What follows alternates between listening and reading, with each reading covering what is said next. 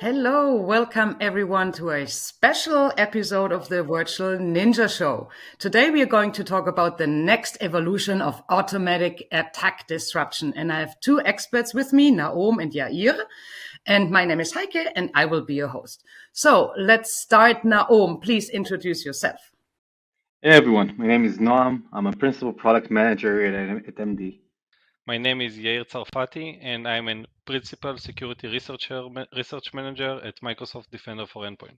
So today was a super exciting day for your team because we just published a blog around all these new capabilities that will help the defenders to even defend better against human-operated attacks. So in a nutshell, Noam, can you explain what has been introduced or what has been announced today? This is really an exciting day. We've just announced a set of really awesome capabilities that are truly going to bring value in protecting our customers and increasing the value we can bring them to stopping human-operated ransomware and human-operated attacks in general. The ability to bring org-wide protection and automatic machine speed capabilities is truly something that customers desire, need, and ask for us continuously, and that is what we've delivered today. To be able to automatically detect at machine speed, not only to the fact that an attack is occurring, but really pinpoint the specific assets used by those attackers and being able to target those assets in a way that both blocks them from maneuvering and continue on that attack, and at the same time doing it while continuing the regular productivity and customer trust we so desire. And not only that, we've also announced the ability to do that much sooner in the kill chain. So no need to wait for the attack to actually get to the impact stage. We're actually are now able to incriminate and act much sooner in the kill chain. And not only that, being able to do so in a way that both evicts the attacker and really automatically pinpoints all of the other assets that the attacker already has in their hands and contain those as well. The combination of all of which is really going to bring value to our customer and be able to evict the attackers and get to a point where a ton of those attacks, which thus far were in many cases a game over kind of thing, will come to a point where very little impact will come to our customers. So we also call it the next evolution because we already have attack disruption today. And for everyone who doesn't know about it, you can go back to our YouTube playlist and watch the episodes that we already did around this topic. And today this is exciting because it's actually stopping an attack in a much earlier stage. And we want to learn everything about it. So I think they're not official names, but we have 4 capabilities that are part of that big announcement. And the first one, again, it's not an official naming, but the first one is around lateral movement. And maybe, Yair, can you explain a little bit why this is, especially from a research perspective, from what you do all day long, is such an innovation and something definitely totally new versus how it is being done as of today? Yeah, sure.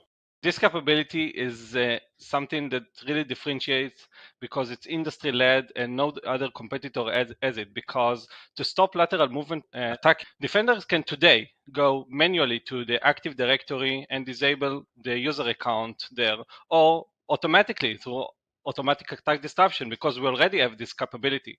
However, this is not enough.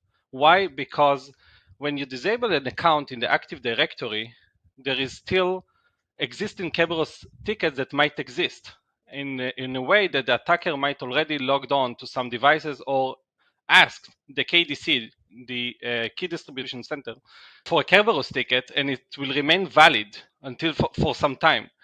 So for that, so that means if a user is already in a session and doing something, and now you disable the account, no new account activities can happen or like new login, but that one session or that maybe 2 or 3, whatever the user has, is active and the attacker can continue do what they're doing. Exactly. They can be maybe already connected to some devices or already obtain some tickets, so they can log in to the devices that already issued the Kerberos tickets for them. So, So and what are you doing now? yeah. So in order to tackle this problem, what we are doing an inline security policy on each device in the network, because we are distributing policy to all Microsoft Defender for Endpoint agents, and these are able to protect themselves from any activity inline near real time. So by the time that the user is trying to log in or reuse Kerberos tickets, we are not dependent at all on the Active Directory, but we are in line, can terminate and can deny the login attempt. Wow. Okay. So meaning all these sessions are then being terminated and the attacker can't keep moving laterally. That's awesome. But there's only one. So Noam, the second one, if I'm not mistaken, is about pre-ransomware incrimination. I don't know if they have an order, but at least I, for myself, wrote them in this order.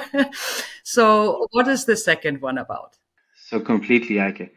I think one of the things we learned that while we can and are bringing a ton of value in really stopping and containing attacks automatically at the impact stage, the impact that we can bring to customers by doing it much sooner is immense. Our goal and our design, what it is that we've announced here, that we are actually rolling out the ability to automatically not only incriminate the fact that there is an attacker in your organization working hands-on keyboard in the environment, but also automatically identify the compromised entities leveraged by that attacker. By containing the attack much sooner, long before it actually got to the impact stage. Not only are we limiting the scope and impact the attacker can do, but we are also limiting the attack path that the attacker can possibly route to and the additional assets he might compromise as well. And then really reducing the level of impact in general that our customers might impact. Yeah, wow. I mean, everybody is scared. Like ransomware, and then especially human operated ransomware, it's really, disrupting a customer, an organization, and us disrupting them in this earliest stage as possible is just amazing. And I know we just talked about the second capability. The third one is about eviction capabilities. What's that about? Who wants to take that? Yeah, I can take this. So, as I said before, attacker might already have some presence on some devices. It can be connected already with remote desktop, for example, and maybe has some presence on some SQL server or Exchange or even the domain controller.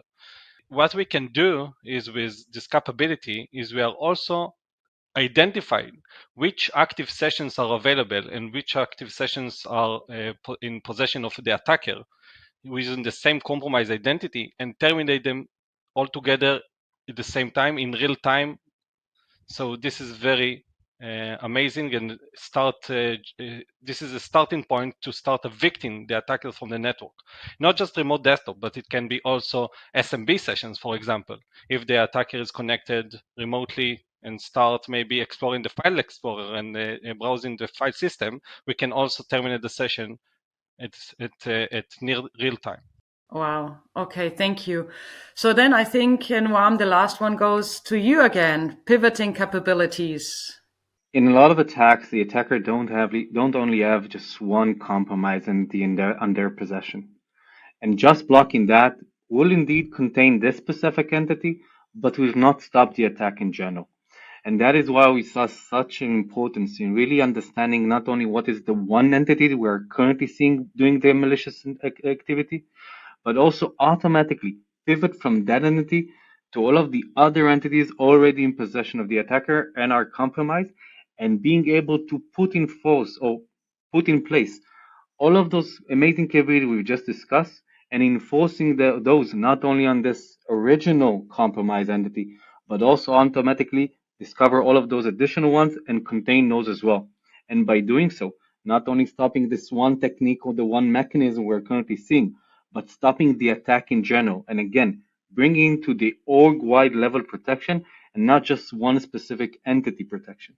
And I think all of this, we call it contain the user, right? So this is all very user specific, but it is actually on the endpoint. So what people need to do is have Microsoft Defender for Endpoint hopefully onboarded their devices too. And then it will be on by default. When we talked about this episode, Noam, you also mentioned, yes, those are the four capabilities. Of course, this is a lot of technology in the background, a lot of logistic and research and all these things in the back end. But there's also something within the portal new that customers can use and see more than before. What is all of that? Yeah, completely. So I think when we started rolling this capability out and started having the interaction discussion with our customers in the rollout phase, the main comment we constantly get is, listen, this thing is amazing. The protection that it brings, the ability to stop real attacks out in the wild, like we haven't mimicked attacks. We've seen real life attack groups encountering these capabilities and being truly blocked. And at the same time, one of those comments was, listen, it's amazing that I can see you are blocking that, but I would truly love to have the ability to investigate deeper, to learn deeper as to what exactly it is that attack disruption not only triggered, but also blocked really in the environment, understanding what it is the attacker tried to do and was blocked by attack disruption. And because of that, for Contain User, we have already also enabled the capability in the portal to both see and have dedicated alerts into what it is that we have actually blocked, being correlated to the incident, the related incident, with a dedicated tag called attack disruption. And secondly, every blocking event that we have done via attack disruption in Contain User is also visible and available for our customers in advanced hunting. You can query everything, you can investigate everything, and you can see the full scope of the attack, both on the incident page and dedicatedly in advanced hunting where you want to dip deeper. And then within the alert, I think you can, or I don't know if it's in the alert, but you have full transparency of what actually happened. It is not just, okay, this user was disabled or this was terminated, but you see the full picture of what we saw in order to react in the way that we did. And then you mentioned also there is an option to release a user. Basically, if automated attack disruption disabled a user, you can now release that user again. One thing I also want to mention, because the question comes up a lot, we said, okay, you need to have your device onboarded to Defender for Endpoint. You do not have to have the AV as your active antivirus solution, but of course we recommend it. But it is not one of the prerequisites. I know that the question comes a lot. This is a lot. And I think to really digest it much better, I suggest we go into a demo and see it working end to end. We've actually set up an environment very much similar to what it is we see in a ton of our customers' environment to really mimic how real hands-on keyboard attacks look like. We will start off the attack by what it is we're unfortunately are seeing so many times out in the wild, where an attacker gain access to an internet-facing non-MD onboarded devices, where they will begin the attack by already gaining its first domain admin account that will be called here Alice. And the attack will begin by that. Okay, thanks for the setup. Yeah, so the attack starts by what we are seeing very commonly in human-operated attacks by creating an additional set of domain admin credentials called backup in this case. And this is the way for the attacker to create an additional set of credentials to maybe use them later if something went wrong with the primary credentials, Alice. And then the attacker is going to connect over remote desktop to the domain controller. Usually in attacks, this is a game over moment. Attacker is now a domain admin. Attacker is now controlling the domain controller. He is now able to do whatever he wants. And now let's see in just a few seconds how it looks differently when attack disruptions kick in. So What we see in the left, that the attacker is using Impact, a very common attacker framework that is used in the wild by many attackers. That's starting by dumping credentials remotely to gain more privilege to additional domains and other computers. And then this specific activity was blocked by the antivirus, for instance. But we can see that, for example, the UMI command could have been executed correctly. And this is exactly the point where we incriminate the activity and the policy is distributed and disruption kicks in. As you can see, the attacker is evicting from the domain controller from the remote desktop session. This is the first step towards evicting attackers from the network. And this is critical capability because there is no other solution in the on-prem environment to do that. Now the attacker is trying to reuse the credentials. Maybe something went wrong and trying to re-log in with the Alice, and you see that it cannot log in. You can see this error that's saying that there is some restriction for the logon. So I would assume next up is trying to use the backup account. Actually, not yet, Heike, because the attacker now understands that Alice's credentials are probably compromised and wants to move as quick as possible to the remote encryption phase. So he still want to try to use Alice's credentials in order to remotely encrypt the devices. But as you remember, all the security policy, protection policy distributed already across all Microsoft Defender for Endpoint instantly to provide organization-wide protection rather than a single device protection. So the activity happened on several devices or some endpoint or some domain controller, but we are distributed the policy to the entire organization in order to protect everyone because we predict that the human-operated attack will happen. And this is the moment actually where Alice understands that the remote encryption failed and now is trying to move to the backup domain account. If you remember, the attacker created backup credentials as a domain admin and never used it before. This is the first time the attacker is going to use the backup account, and that it's still going to fail because we identify already using our pivoting capability that the compromised user is associated with this backup account, and also incriminated that because we are identify all the attacker assets over the network and contain all of them. So this is really interesting because no activity ever happened with this backup user. Yes, not only from the attacker, but that account wasn't even existing before. So yeah, it's just created and that's it. No one logged in, no one did any activity with that. And then this is the moment where I'll say, okay, what's going on? I just created a backup. Let's try to reconnect to the domain controller using the backup. And again, whoa, what happens? I am a domain admin. Why I cannot connect to the domain controller with domain admin? This is very strange and interesting. Now the attacker is trying to, again, create a new domain admin credentials. The same command that worked before, trying to create a new set of credentials called backup2 in this case. And this is actually being blocked because we are blocking and providing identity protection as well and limiting the attacker capability to create also additional set of credentials. We are basically shutting down all the attacker's capability to move lateral in the network and basically not allowing to do any kind of lateral movement activity and evicting the attacker from the network completely. Wow, okay. This is impressive. And just think about it, Heike. If only that one initial use device was also onboarded, this wouldn't have just ended by us containing the attack.